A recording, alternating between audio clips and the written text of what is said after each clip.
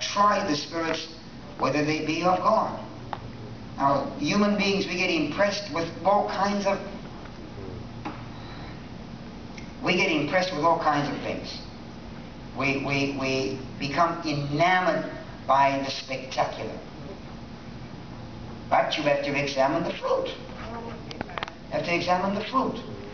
How does a person conduct themselves? How do they conduct their lives? Their so on and so. All of these things are fruit. What kind of converts are they making? Are they making any converts? Is there repentance? Is there genuine fruit in the lives of people that are ministered to? If those things don't show, then that prophetic word is divination.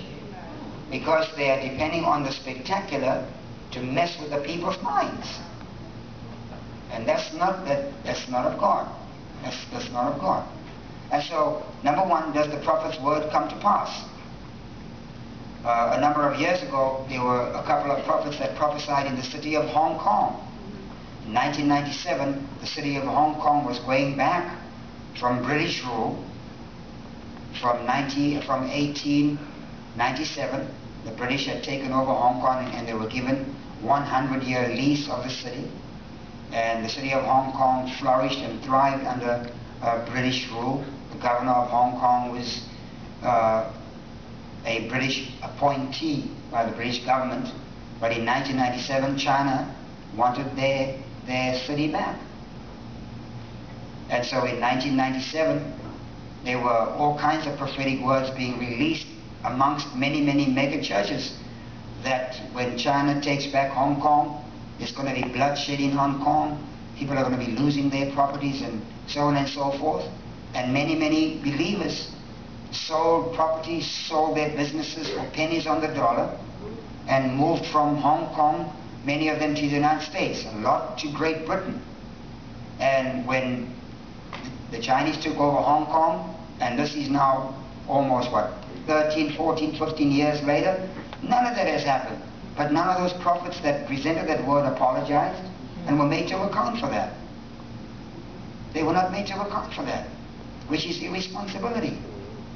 And so those fellows, whoever they are, I know a couple of names, they're still prophesying in certain places. Well, they're not accountable for the false prophecy they gave there. And a couple of fellows are saying, well, the reason that didn't happen is because of the grace of God that came upon the nation. Well, be that as it may, it's a real cheap cop-out. Does the word come to pass? That's the first thing.